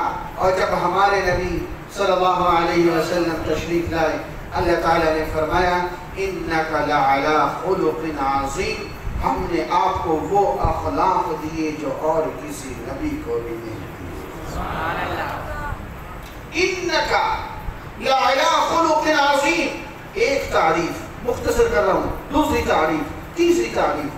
پھر اس جس نے گستاخی کی تھی، میرے رب کے جلال کو دیکھنا میرے عزیز، 10 عیب اس کے قرآن میں ذکر کیے۔ مشاء بنمیم، مناع للخیر، معتد اثیم، عتل بعد ذلك الزنیم، خیرات سے روکنے والا، غلط کاموں پہ ڈالنے والا، اچھائیوں سے روکنے والا۔ 9 عیب ذکر، 10واں عیب سنیے گا ذرا، عتل بعد ذلك زنیم۔ عربی ترجمہ کروں گا، فارسی ترجمہ کروں، ٹھنڈا ترجمہ کرتا ہوں تاکہ ہضم ہو جائے۔ اللہ تعالیٰ نے فرمایا یہ جس کو اپنا باپ کہتا ہے وہ اس کا باپ نہیں ہے۔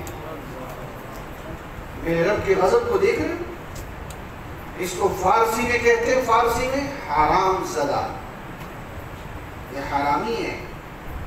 عتل بعد ذالک زنیم، جب میرے نبی کے دفاع میں علماء کوئی سخت باتیں کریں تو سمجھو کہ یہ میرے رب کی سنت ہے۔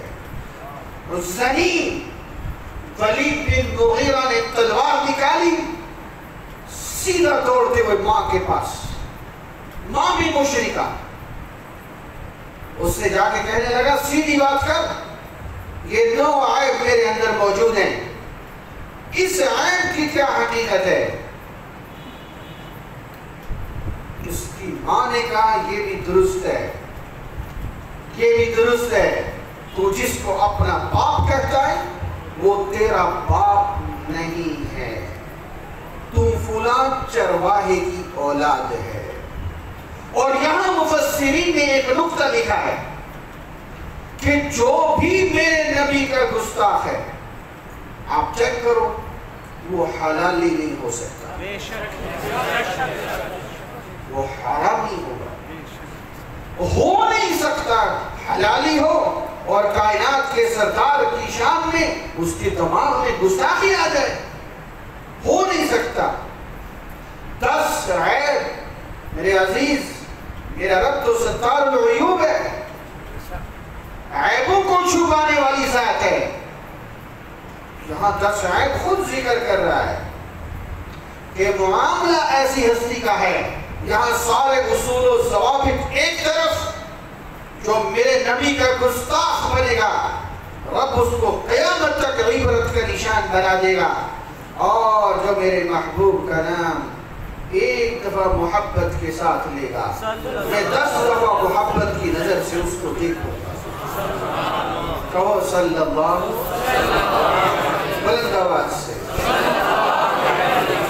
اللہ کی قسم میرے نبی کو کتنی خوشی ہو. بلند آواز سے صلی اللہ علیہ وآلہ وسلم. ہاں تبت یدا ابی لہب وتب. رب کا جلال دیکھو. ابو لہب میرے محبوب کی شان میں پھونک رہا ہے. تیرے ہاتھ ٹوٹے. مشرکین نے کہا یہ تو ابتر ہے, تم بریدہ ہے, اس کی تو نرینہ اولاد نہیں ہے, کل کو کون نام لے گا. میرے رب نے قرآن میں خود دفاع کیا. اِنَّا أَعْطَيْنَاكَ الْكَوْثَرَ. یہ کہتا ہے, یہ کہتے ہیں دم بریدہ ہیں, نام لینے والا کوئی نہیں. تیرے نام لینے والے اتنے ہوں گے کائنات ان کو گن نہیں سکے. اور تم بریدہ یہ ہیں, یہ ابو لہب, یہ ابو جہل, ڈھونڈو اس کی اولاد کو کہاں گئی. تم بریدہ یہ ہیں, تیری روحانی اولاد اتنی ہوگی جس کو کوئی گن نہیں سکے گا. میرا رب میدان میں دفاع میں ہمیشہ اترا, میرے نبی کی عزت کا دفاع کیا. اور بخاری شریف کا واقعہ سناؤں آپ کو. کعب بن اشرف, دلائل سے اپنے آپ کو مضبوط کرو توجہ سے. کعب بن اشرف یہودی میرے نبی کی شان میں گستاخی کر رہا ہے, گستاخانہ اشعار کہہ رہا ہے. بنو قریظہ قبیلے سے تعلق ہے. آپ علیہ السلام نے فرمایا کون نمٹے گا. توجہ ہے, کون فرما رہے ہیں, رحمت للعالمین. ہاں نبی کے گستاخ کے لیے کوئی رعایت نہیں ہے. کون نمٹے گا, کون نمٹے گا.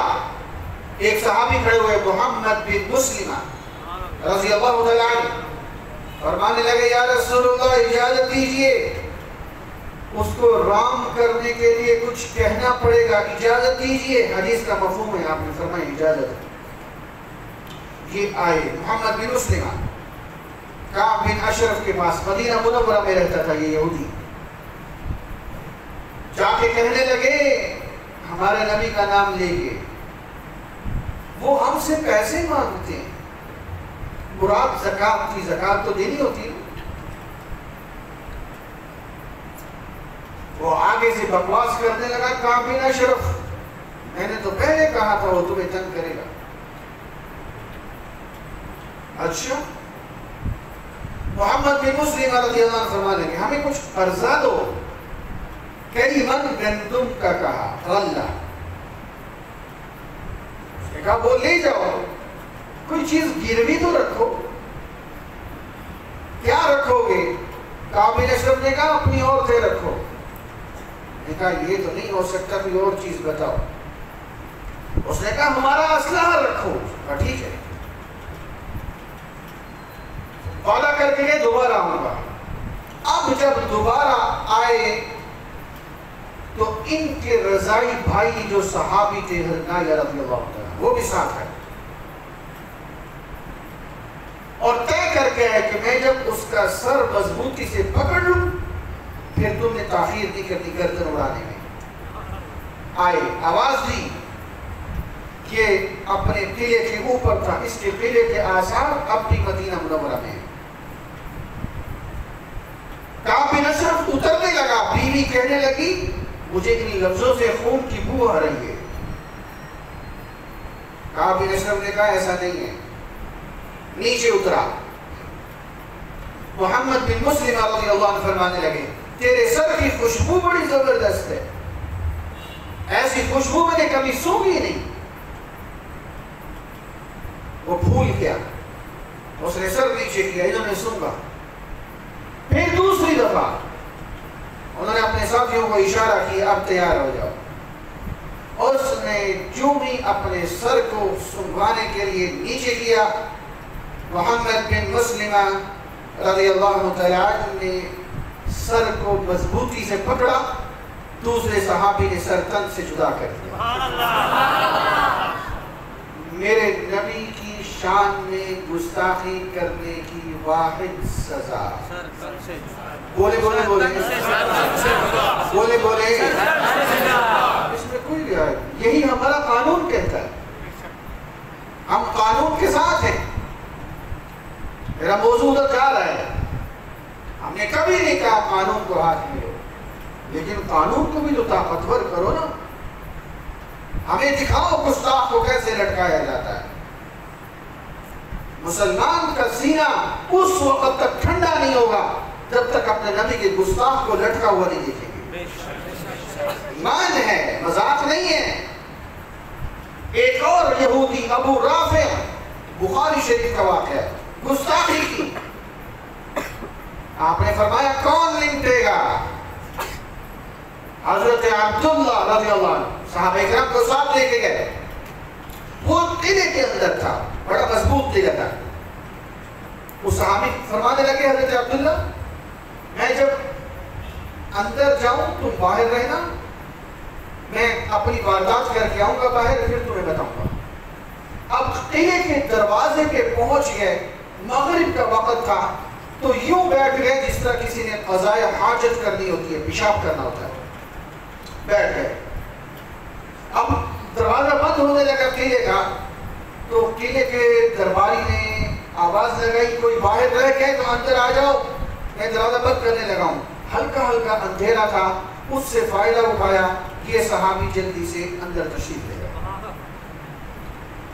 अंदर गए, अब जहां उसने चाबियां लटकाई, अंधेरे में इन्होंने उन चाबियों को महफूज किया, और जहां वो महफल लगाता था रात को, आधी रात तक किस्से कहानियां लताइफ अशआर चलते थे। ये फरमाने लगे जब रात हुई, एक एक दरवाजे से अंदर जाता, सहाबी फरमाते हैं उसको पीछे से बंद कर देता, कुंडी लगा देता, फिर अगले दरवाजे से अंदर जाता, उसको पीछे से बंद कर देता, ताकि मेरा पता भी चल जाए तो मेरे पीछे जल्दी कोई पहुंच न सके। मैं जाता हूं तो जाऊं, मेरे नबी का गुस्ताख जिंदा नहीं रहना चाहिए। वो फरमाते करते करते करते मैं उसके घर तक पहुंच गया। अब अंधेरा था। वो फरमाते हैं कि मैंने अपनी तलवार को अंदाजे से मारा, वो बच गया।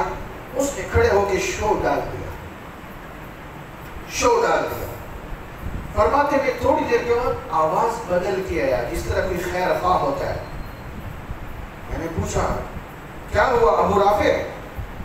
कहने लगा यहाँ कोई मुझे मारने आया है। वो फरमाते जब मुझे सिमत का तयन हो गया ये किस तरफ खड़ा है, फिर फरमाते मैंने अपनी तलवार को घुमाया और अल्लाह के नबी के दुश्मन की दो टोटे कर दिए। वापस उतरने लगे तो फरमाने लगे मैं सीढ़ियों से उतर रहा था, मैं समझा कि सीढ़ियां खत्म हो गई, लेकिन दरमियान एक खला था, सीढ़ियां थी। अचानक जो नीचे गिरा तो मेरी पिंडली से टांग टूट गई।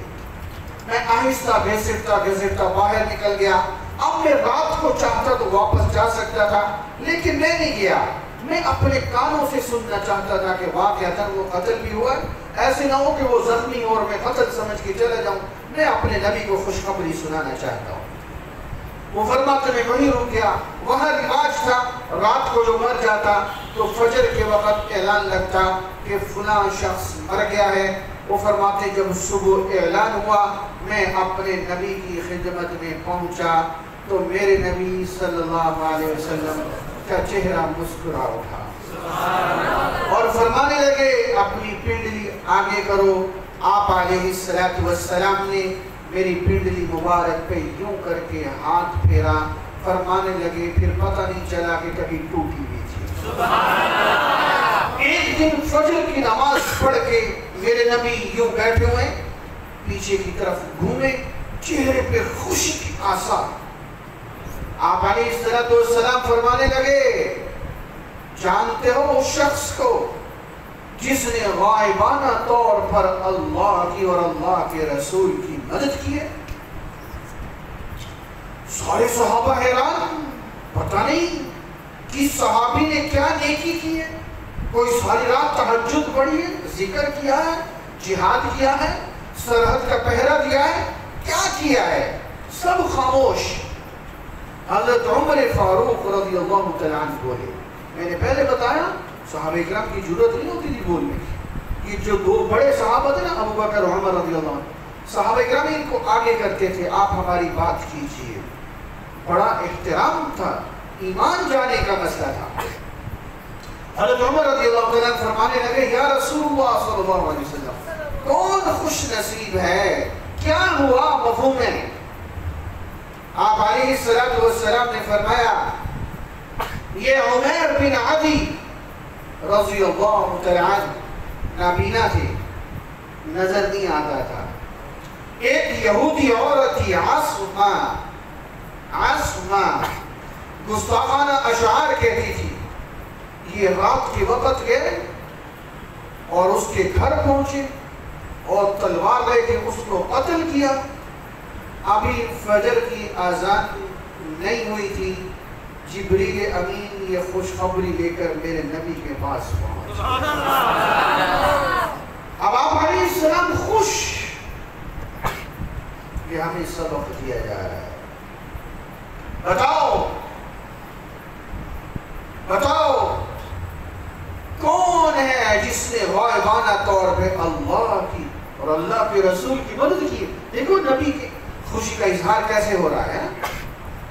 حضرت عمر رضی اللہ تعالیٰ عنہ نے فرمایا، یا رسول اللہ صلی اللہ علیہ وسلم، یہ نابینا، یہ حدیث کے الفاظ ہیں، یہ نابینا. آپ علیہ السلام نے فرمایا، اس کو نابینا نہ کہو، یہ بینا ہے، اس کی دل کی آنکھیں زندہ ہیں. یہ میری عزت پہ کوئی حرف برداشت نہیں کر سکا. ایک نابینا صحابی تھے، ان کی ایک لونڈی تھی. یہ غلام لونڈی کیا ہوتا ہے؟ اسلام پہ جو اعتراضات ہیں، یہ سارے جوابات ہمارے نبی کی شادیاں ہیں، یہ سارے اعتراضات کے جوابات یہاں آئیں گے. ایک مستقل گھنٹہ اسلام پہ جو غیر مسلموں کے اعتراضات ہیں وہ یہاں تفصیل سے انشاءاللہ آئندہ دنوں میں ایک گھنٹہ آئے گا. تو ایک صحابی تھے، ان کی باندی تھی، اس باندی سے اس کے 2 بچے تھے. اس باندی نے ہمارے نبی کی شان میں گستاخی کی. وہ صحابی انہوں نے تلوار اٹھائی، اس باندی کو قتل کیا. فجر کی نماز میں اب کسی کو نہیں پتا کہ میرے نبی اور میرے رب کا معاملہ ہے. آپ علیہ السلام نے فجر کی نماز پڑھی. آپ نے فرمایا، کھڑا ہو جائے وہ شخص جس نے اس باندی کو قتل کیا ہے. تو یہ نابینا صحابی یہ فرماتے میں جلدی سے کھڑا ہوا اور صفیں چیرتا ہوا آگے آیا. اللہ کے نبی نے فرمایا، کیا ہوا تھا؟ انہوں نے سارا واقعہ سنایا. اللہ کے نبی نے فرمایا، جس کا مفہوم ہے تم نے بالکل درست کام کیا، اس کا خون رائے گاہ ہے. جو میری شان میں گستاخی کرے گا اس کی سزا فقط اور فقط سزائے موت ہے. اور سنیں، وہ جو فتح مکہ کے موقع پہ سب کے لیے معافی کا اعلان تھا، اس میں 4 مرد 2 عورتیں. میرے نبی نے فرمایا، جہاں پاؤں اڑا دو، گردن اڑا دو ان کی. اس میں ایک تھے اکرمہ بن ابی جہل، ان میں ایک تھے عبداللہ بن خطل، ان میں ایک تھے مقیس بن صبابہ، اور ان میں سے ایک تھا عبداللہ بن ابی سرح. یہ 4 افراد تھے. یہ جو عبداللہ بن خطل یہ بھاگا بیت اللہ کے غلاف کے اندر جا کے کھڑا ہو گیا. یہ تو عظمت کی جگہ ہے نا، یہاں مجھے کون کچھ کہے گا. اللہ کے نبی نے فرمایا، جس کا مفہوم ہے یہ وہاں کھڑا ہو، اس کو وہاں قتل کر دو.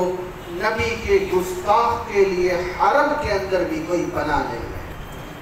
قتل کر دیا گیا. حضرت سعید رضی اللہ تعالیٰ عنہ پہنچے، گردن اڑا دی. دوسرا شخص تھا مقیس بن صبابہ، یہ بازار میں بھاگا جا رہا تھا، صحابہ اکرام نے پکڑ کے قتل کر دیا. تیسرے اکرمہ بن ابی جہل، بڑے بہادر آدمی تھے. یہ میں آپ کو شاید کل یا پرسوں سناؤں، جو مسیلمہ نے نبوت کا دعویٰ کیا تھا. جب اس سے جنگ ہوئی، جب 1200 صحابہ قتل ہوئے تھے، اس جنگ میں یہ مسلمانوں کی طرف سے سپہ سالار تھے اکرمہ بن ابی جہل، بڑے باپ کا بیٹا تھا۔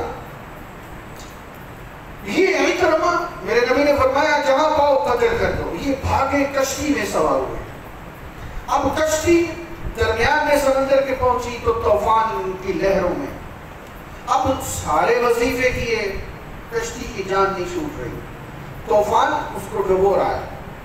سب نے کہا کشتی والوں نے، ایک اللہ وحدہ لا شریک کو پکارو گے تو بچیں گے ورنہ سب جائیں گے۔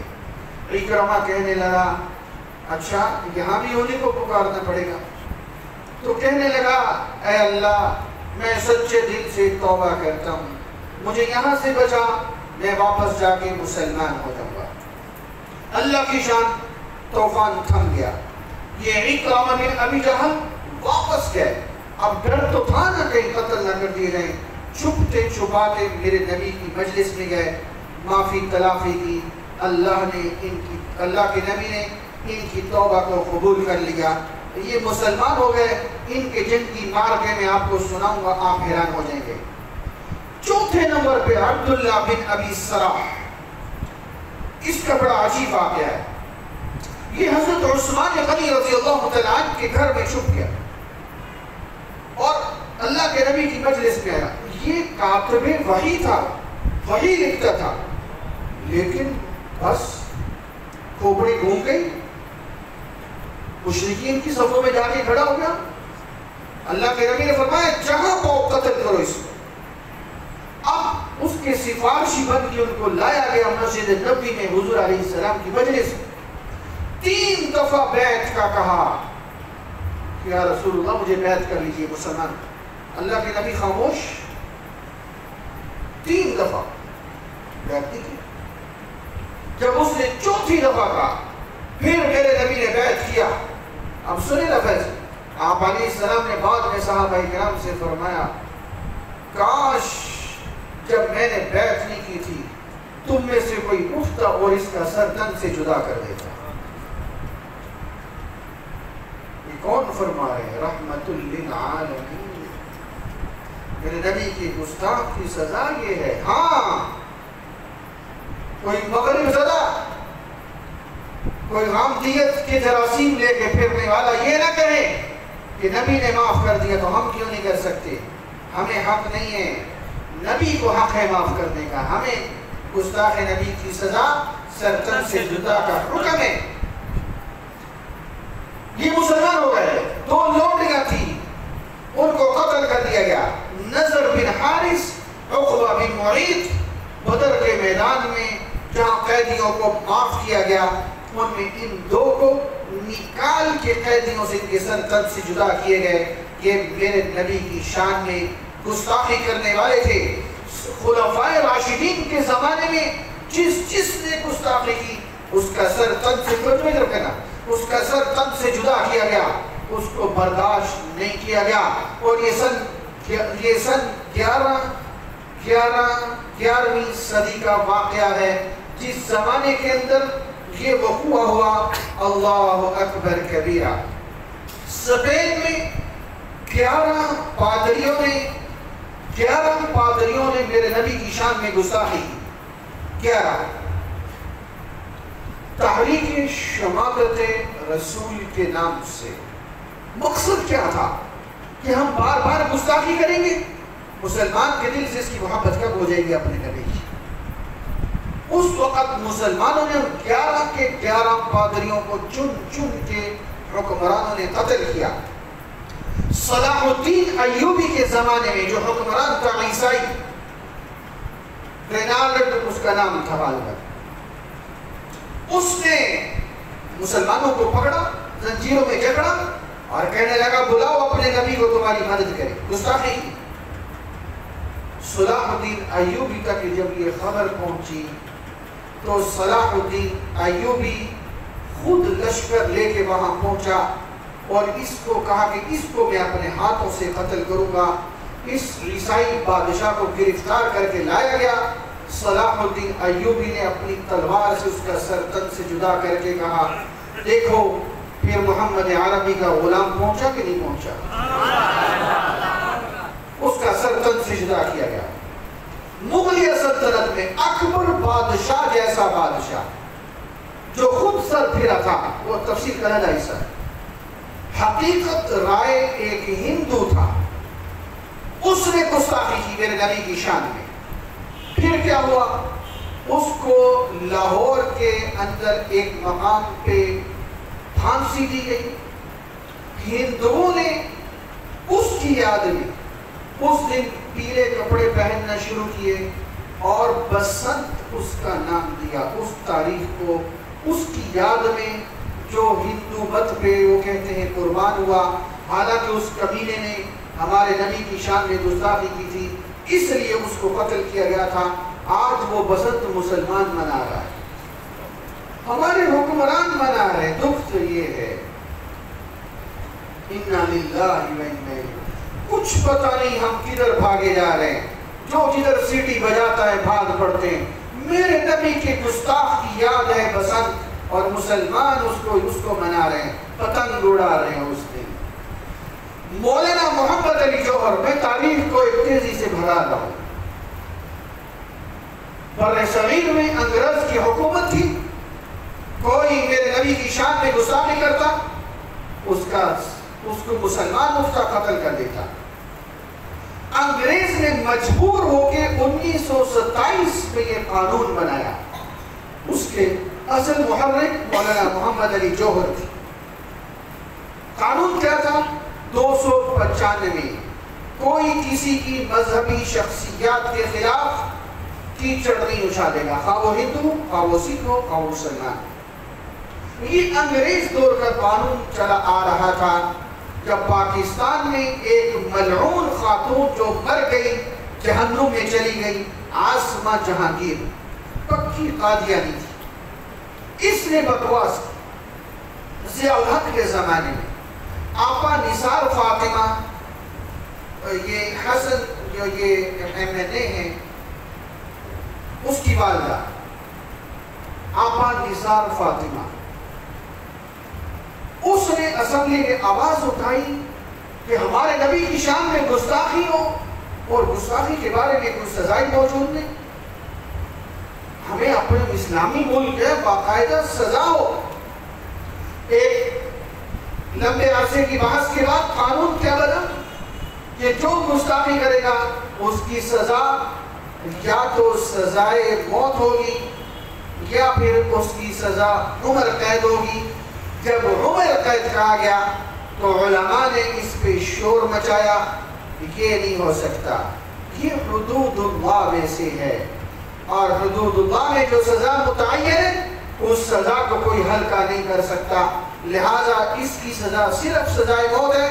پھر غالباً 90-91 میں نواز شریف کا جب زمانہ تھا تب یہ پاکستان کا قانون بن گیا 295C کہ جو میرے نبی کی شان میں گستاخی کرے گا اس کی سزا فقط اور فقط سزائے موت ہے.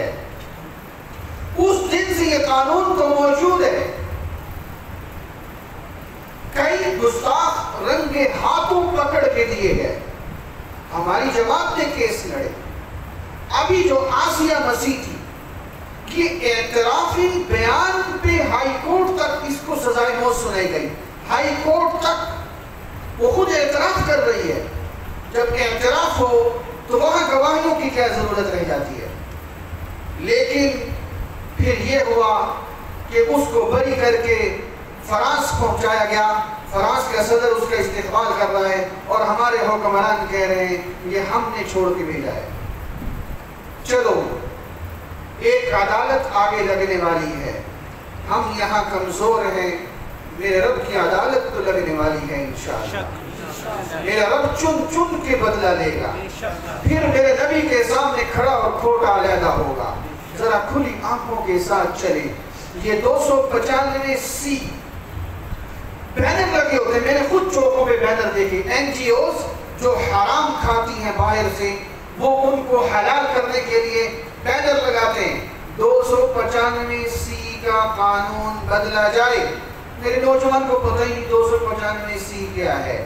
یہ 295C یہ قانون ہے کہ جو بھی میرے نبی کی شان میں گستاخی کرے گا اس کی سزا فقط اور فقط اور فقط سزائے موت ہے. اور ہم عالمی مجلس تحفظ ختم نبوت کی طرف سے بارہا یہ اعلان کر چکے کہ سب کچھ برداشت ہے، اپنے نبی کی عزت کا سودا ہم نہیں کریں گے. یہ قانون موجود ہے، اس کو موجود رکھو، اس کو غیر مؤثر نہ کرو. اعتراض کیا ہوتا ہے؟ لوگ غلط استعمال کرتے ہیں. میں پوچھتا ہوں، یہاں بہت سارے وکلا بیٹھے ہیں، مجھے بتایا، میں پوچھتا ہوں پاکستان کا کون سا قانون ہے جو غلط استعمال نہیں ہوتا؟ کیا قتل کی جھوٹی FIR نہیں ہوتی؟ اگر مسجد سے چوری ہو جائے تو مسجد کو اڑا دینا چاہیے. بھائی عدالتیں کس کام کے لیے؟ جو غلط آئے عدالتیں چھان بین کریں، جو بے گناہ ہے اس کو چھوڑ دیں. غلط استعمال ہوتا ہے تو قانون کو نکال دو. یہ کون سی منطق ہے؟ اور کہتے ہیں آزادی رائے ہونی چاہیے. یورپ کہتا ہے ارے بھاڑ میں جائے تیری آزادی رائے، تو نے اپنے نبی کی عزت گنوا دی ہے. ہم اپنے نبی کی عزت کا سودا نہیں کریں گے.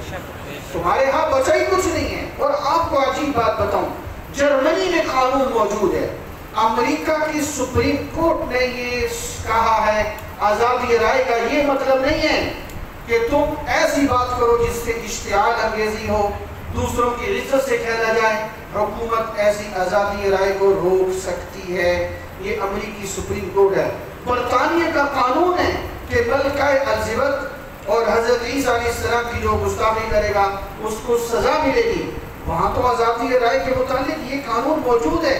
اگر ہم اپنے ملک میں اپنے نبی کی عزت کا سودا نہ کرنے دیں اور ہم یہ کہیں آزادی رائے کا یہ مطلب نہیں ہے تم جو مرضی کہتے رہو، ہم اپنے نبی کی شان میں گستاخی برداشت بلند آواز سے اپنے نبی کی عزت کے قانون کی باتیں ابھی باقی ہیں. میرے نبی کی ختم نبوت کی حفاظت 1400 سال میں کیسے کی گئی ہے، یہ 2-3 اہم مضامین ہیں جو کل سے شروع ہونے ہیں. مجھے امید ہے آپ سب سے وعدہ کریں 10 بندوں کو دعوت دے کے لائیں گے انشاءاللہ. ہاتھ کھڑا کریں، ہاتھ کھڑا کریں، اوروں کو دعوت دے کے آئیں. دیکھیں آپ کی وجہ سے کسی ایک مسلمان کا ایمان بچ گیا تو انشاءاللہ قیامت میں وارے لے آ رہے ہیں. اللہ ہم سب کا مل بیٹھنا اپنی بارگاہ کے اندر قبول فرمائے. الحمدللہ رب العالمین والعاقبۃ للمتقین، والصلاة والسلام علی سید الرسل وخاتم النبیین. ربنا ظلمنا انفسنا وإن لم تغفر لنا وترحمنا لنكونن من الخاسرین. یا حی یا قیوم برحمتک نستغیث. یا رب العالمین حاضرین مجلس کی حاضری کو اپنی بارگاہ میں قبول فرما. ربنا تقبل منا انک انت السمیع العلیم. یا اللہ ہمیں اپنے نبی کی عزت کا دفاع کرنے کی توفیق عطا فرما. یا اللہ ہمارے وطن عزیز میں جو قانون ہے، یا اللہ اس قانون کو مزید مؤثر بنانے کی توفیق عطا فرما. صلی اللہ تعالی علی خیر خلقہ محمد و آلہ و صحبہ اجمعین برحمتک یا ارحم الراحمین.